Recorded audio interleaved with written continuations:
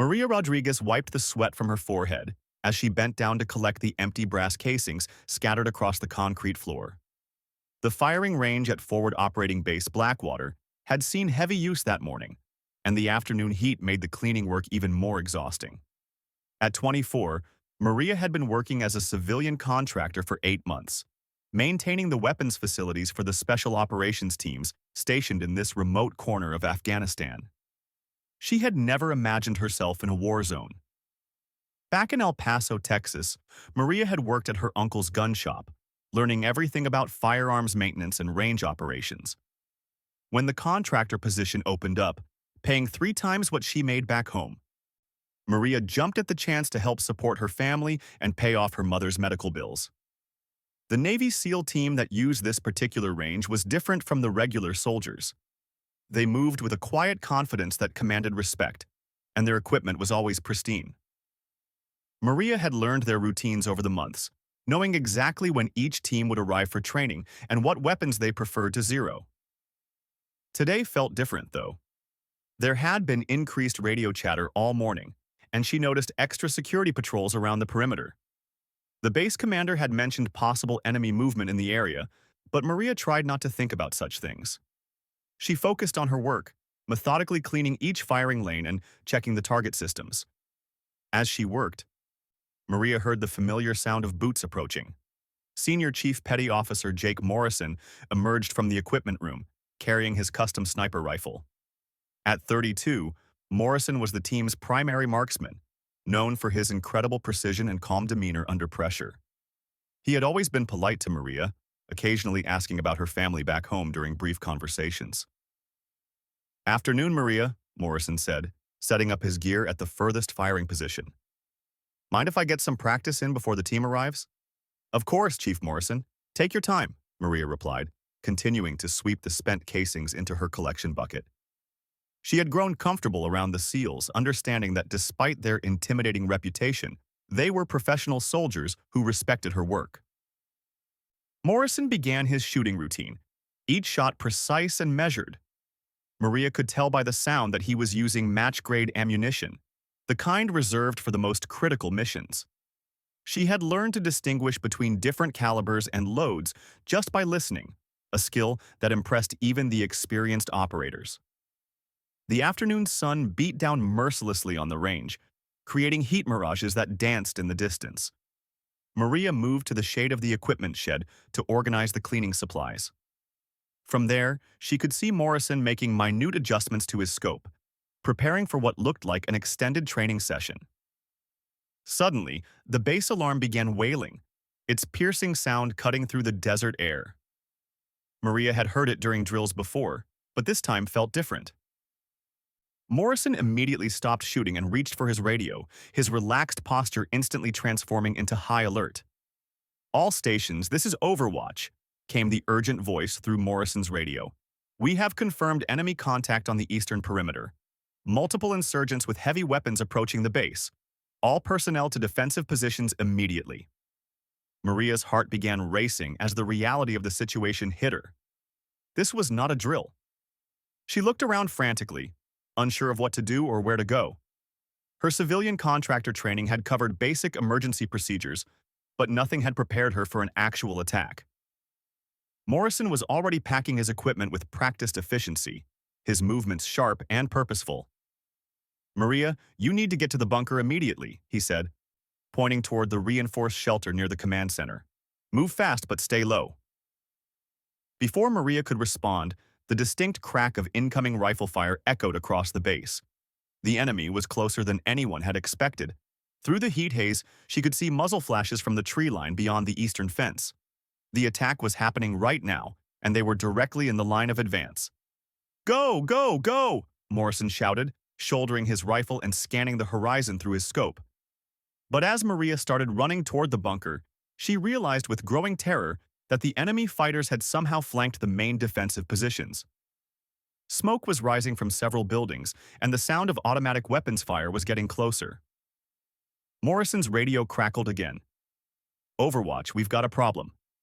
The eastern perimeter has been breached. Enemy forces are inside the wire, approximately 200 meters from your position and advancing fast." Maria froze halfway between the firing range and the bunker.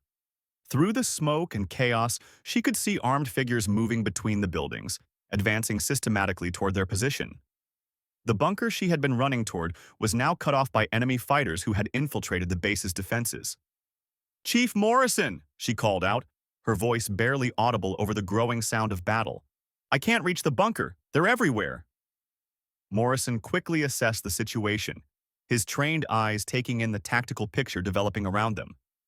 The firing range was positioned on slightly elevated ground, giving them a clear view of the approaching enemy forces but also making them exposed.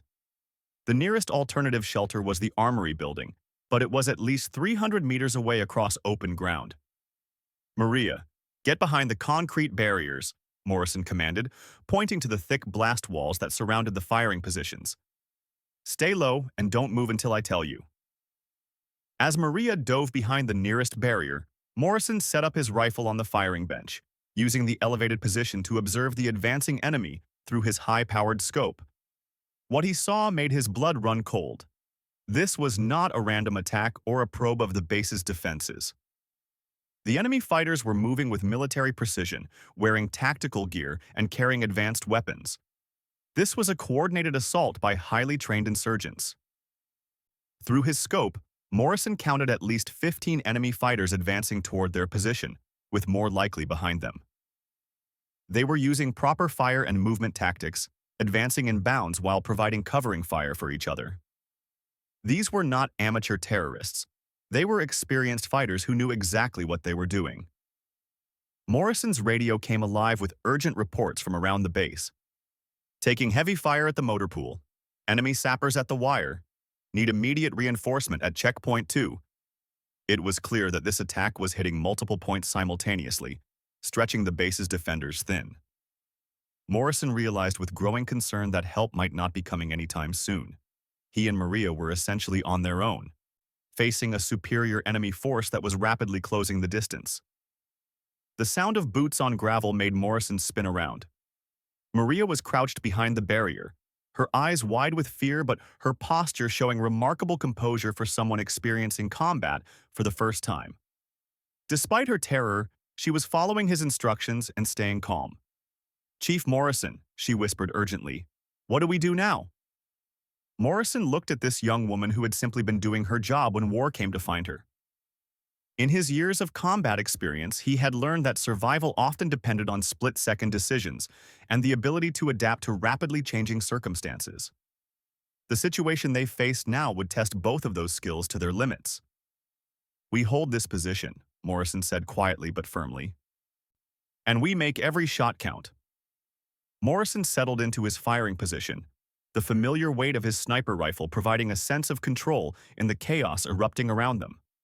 Through his scope, he could see the enemy fighters had split into two groups, with one squad moving directly toward the firing range while the other flanked toward the communications building. These insurgents were executing a textbook assault, and Morrison knew they had limited time before being overrun. "Maria," he called softly, not taking his eye from the scope. "I need you to spot for me. Can you handle that?" Maria's heart pounded as she processed his request. She had watched the SEALs practice their shooting many times and understood the basics of what a spotter did, but she had never imagined herself in such a role during actual combat. "I think so," she replied, trying to keep her voice steady. "Tell me what you need." "Use these binoculars," Morrison said, sliding a pair toward her position. "Watch the tree line to our 11 o'clock position. Call out any movement you see, estimate the distance, and tell me how many targets." Maria grabbed the binoculars with shaking hands and focused on the area Morrison had indicated. The magnification revealed details that terrified her. Armed men moving with purpose, their weapons gleaming in the afternoon sun. She could see their faces clearly, young men with determined expressions who seemed completely focused on their mission. The first shot came from Morrison's rifle, the sharp crack making Maria flinch despite expecting it. Through the binoculars, she watched one of the enemy fighters stumble and fall behind cover. The others immediately began laying down suppressive fire, their bullets striking the concrete barriers around them with metallic pings and sending up clouds of concrete dust. "Good shot," Maria found herself saying, surprising herself with how steady her voice sounded. I count 6 more moving between those buildings at about 200 meters. Morrison cycled his bolt smoothly, acquiring his next target. Distance confirmed. I see them. Another shot rang out, and Maria watched a second fighter drop. The remaining insurgents began moving more cautiously, using better cover and advancing in shorter bounds. The radio traffic around them grew more intense as reports came in from across the base. The attack was larger than initially thought, with enemy forces hitting the base from 3 different directions. The main defensive positions were fully engaged, meaning Morrison and Maria truly were on their own for the foreseeable future. Contact front, Maria suddenly shouted, watching through her binoculars as a new group of fighters emerged from a different position. 8 more at 3 o'clock, maybe 150 meters out. Morrison smoothly transitioned to the new threat, his scope tracking across the battlefield. These fighters were closer and moving faster, clearly trying to reach the firing range before Morrison could engage them all. He fired rapidly, his shots precise despite the increased tempo. 2 more insurgents fell, but the others continued their advance. They're getting too close, Morrison muttered, more to himself than to Maria. He was an exceptional marksman, but even he could not engage multiple targets simultaneously at close range with a bolt-action rifle. The tactical situation was deteriorating rapidly. That was when Maria noticed something that made her blood run cold. "Chief Morrison," she said urgently, "there's someone with a rocket launcher behind that burned-out vehicle. He's aiming this way." Morrison swung his rifle toward the position Maria had identified, quickly finding the insurgent with the RPG. The man was approximately 100 meters away, close enough that Morrison could see him preparing to fire. It was a difficult shot because the fighter was using the destroyed vehicle as cover, exposing only his head and shoulders. Morrison controlled his breathing, lined up his crosshairs, and fired. The shot was perfect, striking the insurgent in the upper chest and sending him backwards. The RPG clattered to the ground unfired, potentially saving both their lives. "Outstanding spot," Morrison said, genuine admiration in his voice. "You may have just saved us." Maria felt a surge of pride despite the terrifying circumstances. She was actually helping, actually making a difference in this fight. The fear was still there, but it was now mixed with determination. These people had attacked her workplace, threatened her life, and she was not going to cower helplessly. The enemy forces seemed to recognize that their frontal assault was costly and began changing tactics. Instead of continuing to advance directly toward the firing range, they started moving to encircle Morrison and Maria's position. Through her binoculars, Maria could see fighters moving to their flanks, trying to get behind them. "They're trying to surround us," she reported, watching the enemy movement with growing concern. "Multiple groups moving to our left and right sides." Morrison quickly assessed their situation. The concrete barriers that protected them from frontal assault would become death traps if the enemy managed to get behind them. They needed to move, but where? The open ground between their position and any substantial cover was a killing field. "Maria," Morrison said, his voice calm despite the desperate circumstances, "we need to relocate. When I give the word, we're going to move to that equipment shed over there. It's not great cover, but it's better than being surrounded." Maria looked at the shed Morrison indicated. It was about 50 meters away across relatively open ground. Making that movement under fire would be incredibly dangerous, but staying put was clearly not an option either. Before they could move, however, the situation changed dramatically. Morrison's radio suddenly came alive with a familiar voice. "Overwatch, this is Guardian 6. We've neutralized the eastern breach and are moving to reinforce your position. Hold what you've got for 2 more minutes." Guardian 6 was Morrison's team leader, and hearing his voice meant that help was finally coming. But 2 minutes in combat could feel like an eternity, and the enemy forces were still closing in from multiple directions. "Roger, Guardian 6, Morrison replied into his radio. "We're holding at the firing range but taking pressure from 3 sides. We've got multiple enemy KIA, but they're trying to flank us." "Copy that, Overwatch. We're coming in from the north. Keep their heads down for 60 more seconds." Morrison turned to Maria with a grim smile. "You hear that? The cavalry is coming, but we need to keep fighting until they get here." Maria nodded, understanding that the next minute would be the most dangerous yet.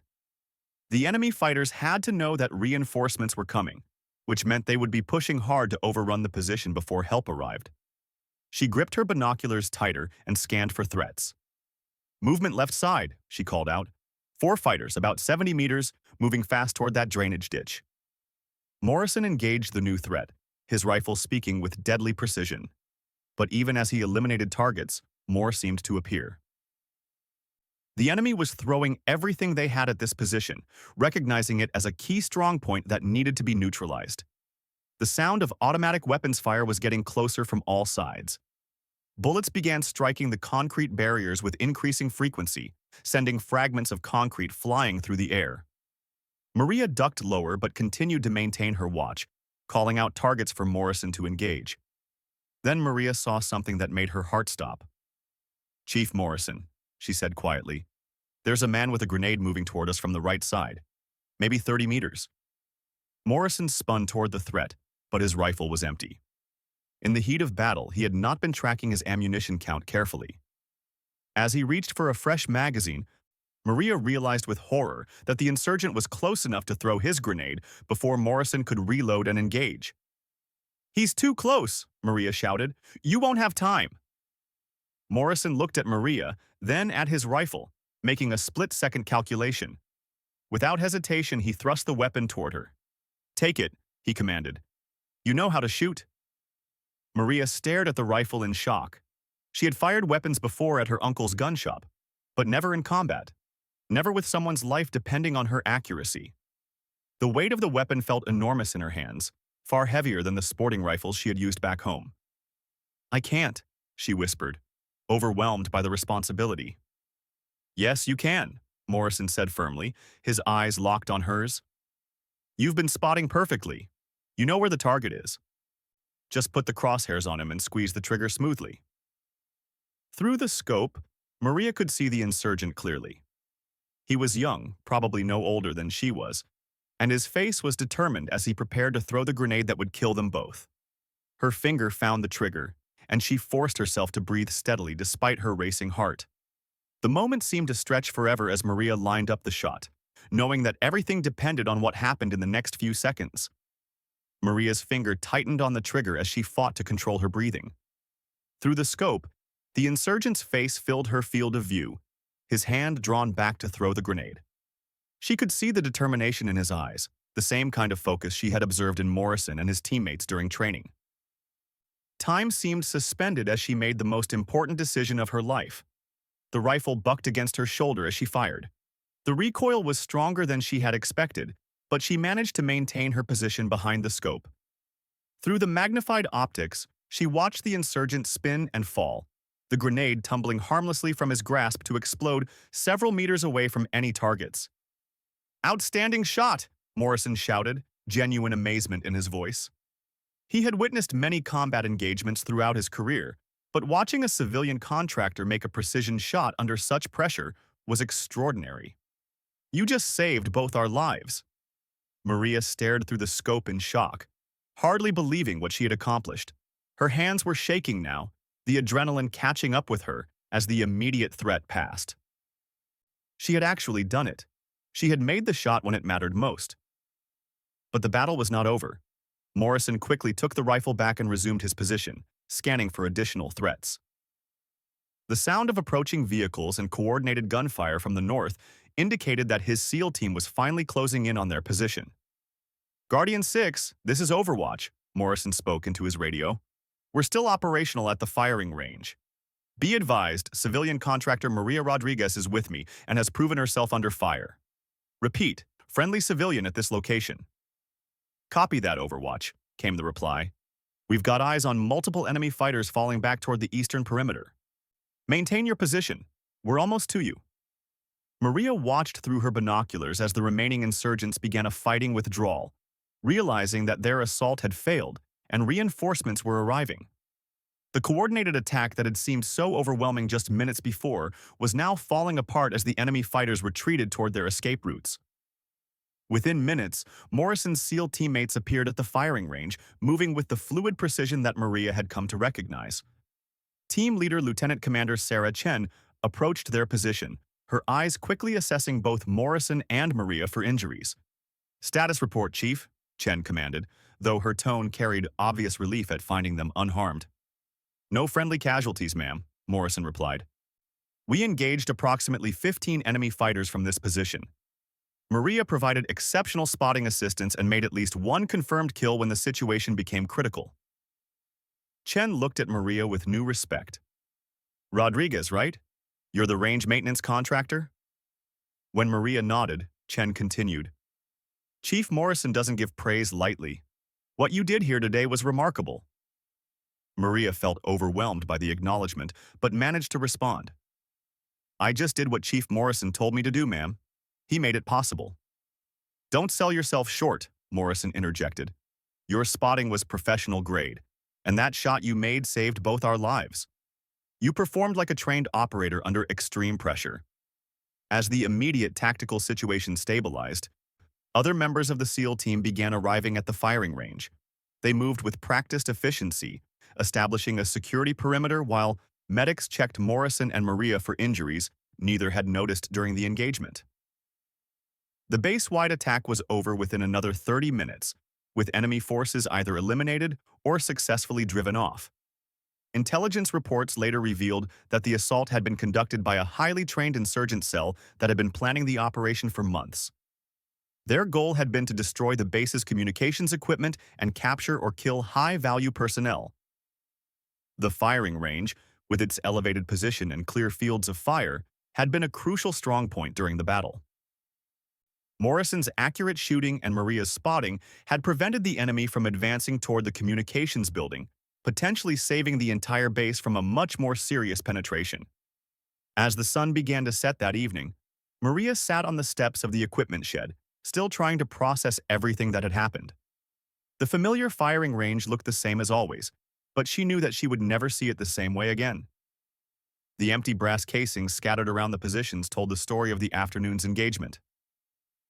Morrison approached and sat down beside her, his rifle now cleaned and secured. "How are you holding up?" he asked quietly. "I keep thinking about that shot," Maria admitted. "I never thought I would have to do something like that.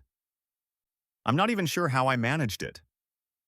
"You managed it because you had the training and the courage," Morrison replied. "Your uncle taught you well, and when the moment came, you didn't hesitate to protect yourself and others. That's what warriors do." Maria considered his words. "I don't feel like a warrior. I'm just someone who cleans the firing range." Morrison smiled. "Some of the best warriors I've known started out as ordinary people doing ordinary jobs. What makes them warriors is how they respond when extraordinary circumstances demand it. You responded perfectly." Over the following days, word of Maria's actions spread throughout the base.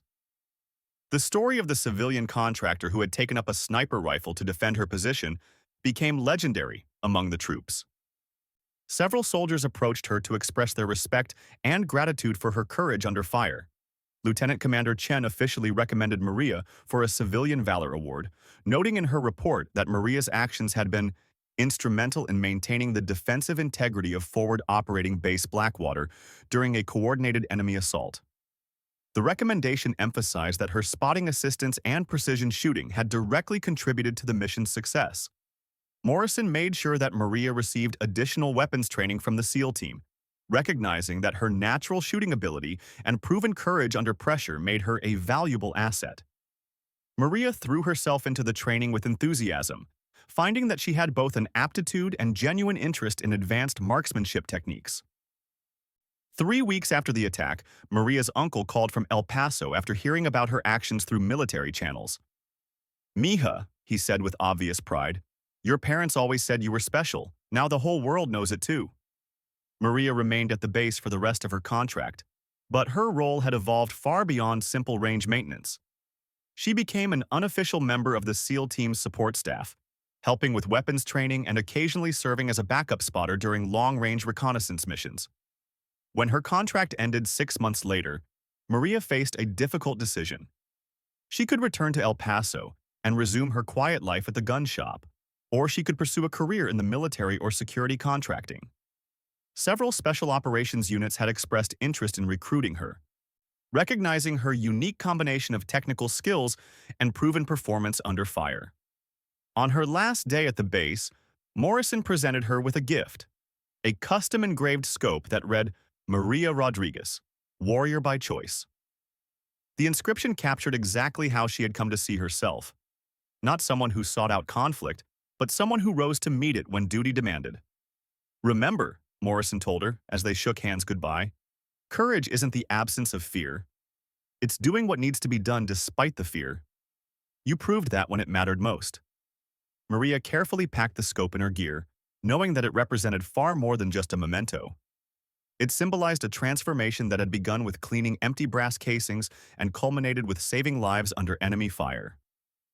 She had discovered capabilities within herself that she never knew existed, and that knowledge would guide her choices for the rest of her life.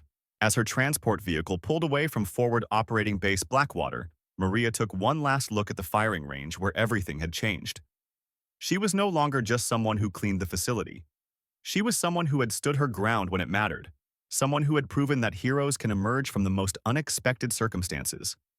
The young woman who had arrived 8 months earlier seeking only to support her family financially was leaving as a proven warrior, forever changed by the moment when a Navy SEAL had passed her his rifle and trusted her to make the shot that would save them both. Maria Rodriguez had found her calling in the most unlikely place, and she knew that whatever path she chose next, she would face it with the confidence that comes from being tested in the crucible of combat and emerging victorious.